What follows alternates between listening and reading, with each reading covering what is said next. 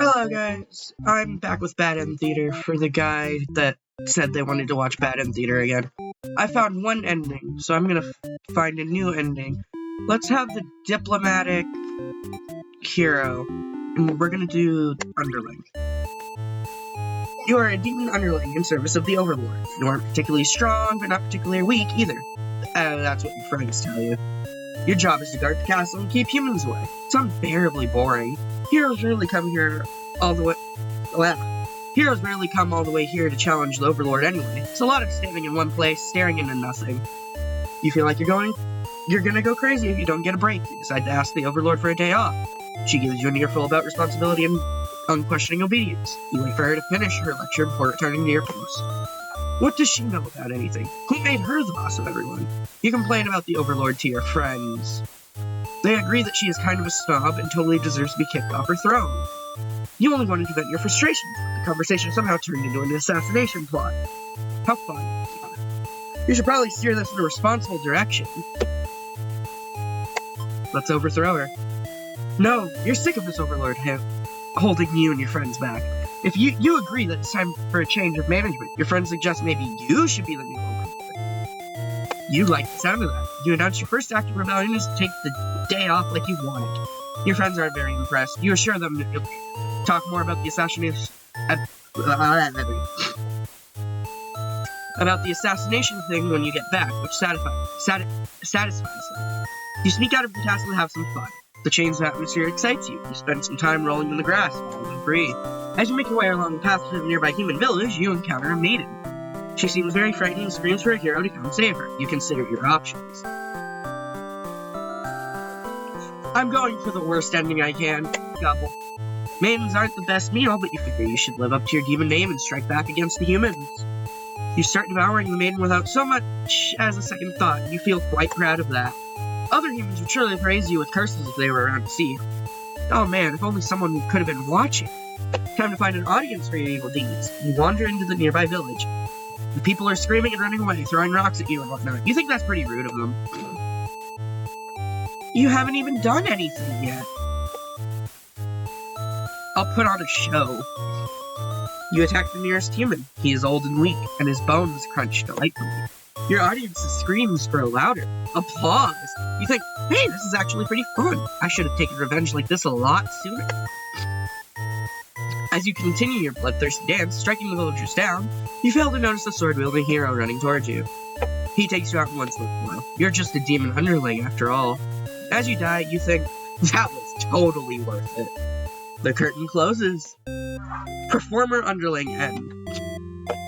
Let's reset the stage. Let's go with the underling again. You're a demon underling. We know this. I'm gonna hit the skip button. Let's not overthrow her. You tell her friends you're totally not serious about this whole thing. You're actually cool with the status quo. After all, life must be pretty dang good. The only thing you have to complain about is that you live so comfortably there's nothing to do. The others nod, but don't seem convinced. You say a coup d'etat would be more... I don't think I said that right. Coup d'etat... Hang on.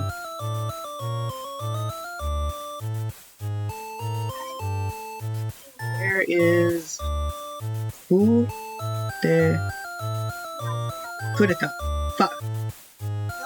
I don't want coup d'etat shoes. I want the definition of the word.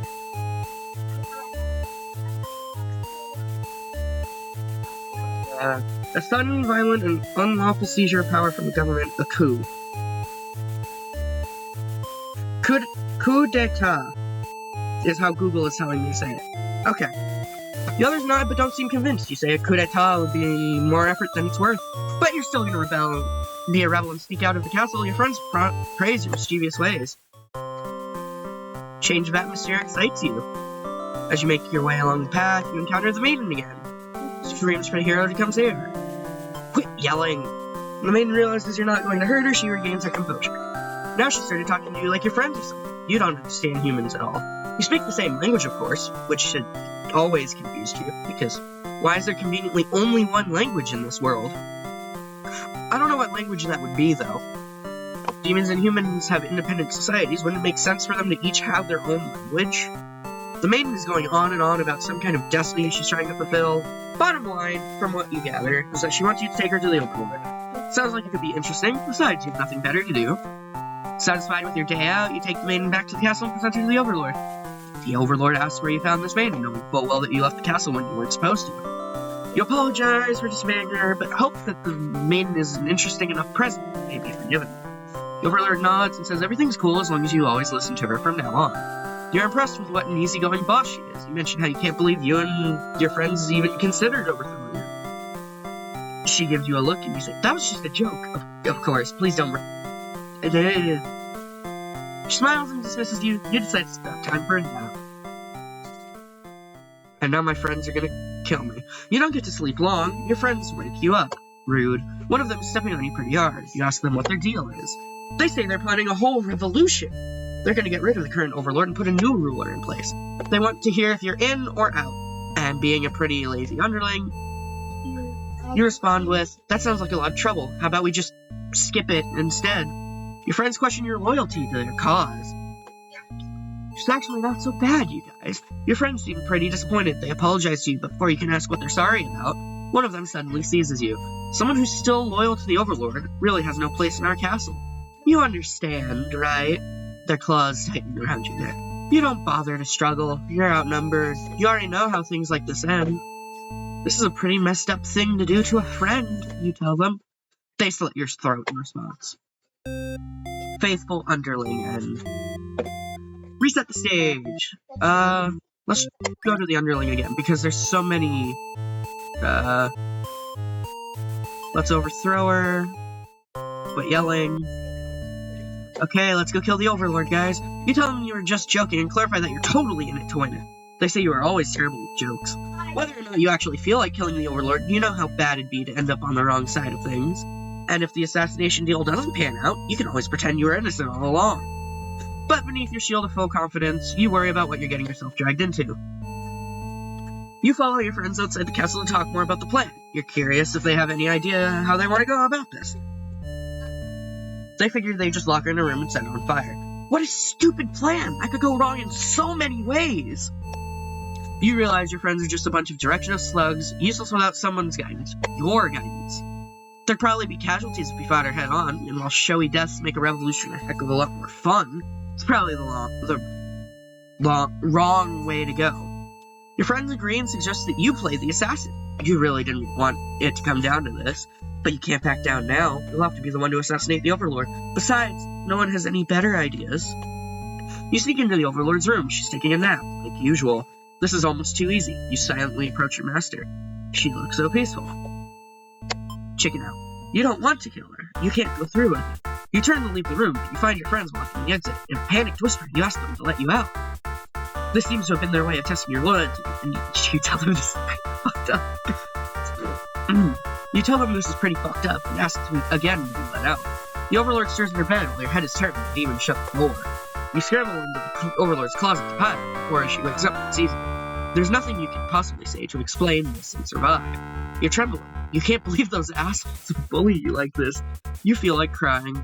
Light flickers at your feet. It doesn't take you long to realize they've set the room on fire. You hear the Overlord trying to get the door open to no avail. You're both trapped. Too afraid to move, you resign yourself to your fate. You and the Overlord burn together. Cowardly Underling End. Well, I mean, let's keep going. Let's just skip to...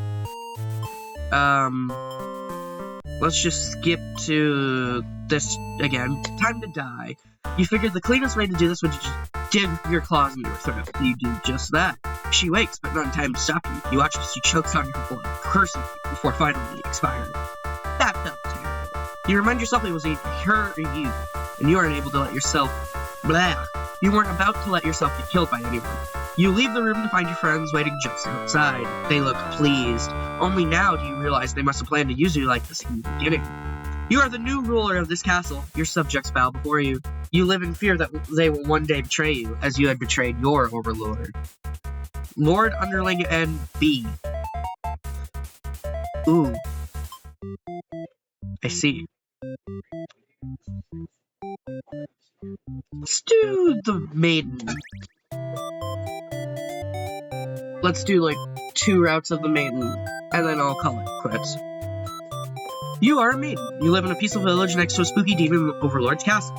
You are told that you are fated to be captured by the overlord one day because you are beautiful and younger. Demon lords apparently love capturing those. You think of how you haven't heard of that actually happening now and again, but maybe the demons just haven't been given the opportunity? Who knows? You are in church. Pray to your God, asking why you have been born into this role of the maiden. You respect the divine plan and all, but you're really just curious as to what the point of it is. You are impatient. Meeting a demon actually sounds pretty gosh darn exciting. Maybe you'd understand your role better if you were to just hurry up and get captured already. You leave a note and venture forth to find a demon, just to, see what happens. Not long into your little adventure, a demon underling appears before you. It looks pretty scary. Introduce yourself. You tell the demon your name and explain that you're a maiden from the village. You tell them that you were thinking maybe you could understand your role better if you were to hurry up and get taken away by a demon already. Demon doesn't really... The demon doesn't seem to have really been listening to you, which is a little irritating. They agree to take you to their master nonetheless. After a long walk to the castle, you are introduced to the Overlord. She lectures the underling that brought you here, who was apparently told to not leave their post. You wonder what cruel punishment awaits them, but to your surprise, she lets them off easy. The underling is dismissed, and the Overlord turns to you, looking very interested. You explain why you've come, and she squints at you. Turns out she never had any plans to capture maidens or to do anything else that would agitate the humans. You wonder for a moment if she might be lying, but it doesn't really seem like it.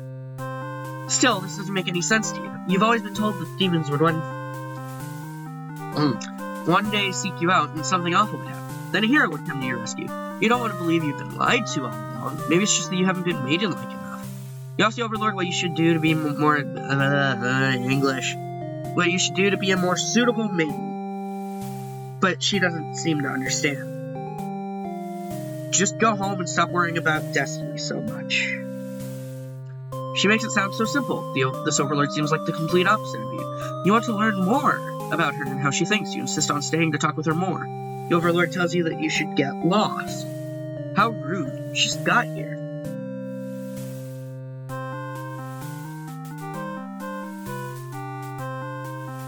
I'm gonna refuse to leave on this one. You put your foot down and tell her you're not going anywhere. You still want to fulfill your destiny, even if you have to make it happen on your own. She's a little frustrated at your stubbornness, but doesn't kick you out or anything. Hooray! The Overlord shares many stories about demons with you, and little by little, you realize they may not... English doesn't want to happen. You realize they might not be the ruthless monsters you were raised to believe. As it turns out, she commanded her demons to avoid towns and villages. She didn't want to risk giving the humans any excuse to send a hero after them. You realize that must be why you've never heard of any demons attacking your town. You express your gratitude to the Overlord on behalf of everyone of your village. She says you can thank her by telling the humans to stop raising heroes. She's tired of her servants getting killed off by them. You've always thought demons were violent and unreasonable creatures, but it seems the Overlord could say the same of humans. You may be different, but really, they're just trying to live their lives the same as you. You feel like you're starting to understand things a lot better. But maybe everything I've said was to deceive you and the other humans. What would you do if I turned out to be super evil all along? Even if she were to capture you now, you think this place is far more interesting than the way things are back home. You kind of like not being told to expect demons to come after you all the time. You feel free. Honestly, you've always kept to yourself, but spending time with this Overlord has been very nice. You feel butterflies. As you think that, a hero enters the room. You're surprised to see him at first, until you realize he must have been sent to retrieve you. Confused, the hero asks you what's going on. You explain the situation, reassuring him that you were never in any danger. The hero expresses his relief that this whole misunderstanding hadn't led to any horrible consequences. You apologize for causing trouble, but really, didn't anyone read the note you left? Jeez. The hero asks if you'll return to the village with him to give everyone the news of your safety. The Overlord allows the two of you to leave, and you give her a little wave as you exit the room. You'll be back soon. Near the castle's entrance, you spy a group of suspicious demons congregating. Crash. Nope, we're good. They're talking about assassinating the Overlord. You'll have to warn her. But the hero shakes his head. He says if this is the true nature of demons, the world is better off with less of them. This isn't right, you think. What kind of hero passes up the chance to save a life? The demons have taken notice of you. It's now or never.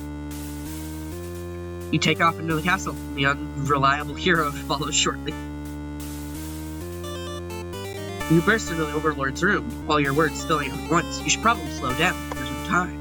The Overlord seems to have followed your frantic explanation, but clearly he doesn't understand the urgency of the situation. The underling you recognize from before barges in, calling you a liar. You're surprised they were part of the evil plot. They seemed so nice. The other demons come in right after them, saying the whole thing was the first underling's idea. Everyone's shouting at each other now. It's really stressing you out. You're relieved when the Overlord demands silence.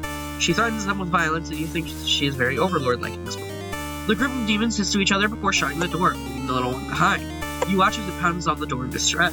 Have they locked you all in? You have a bad feeling about this.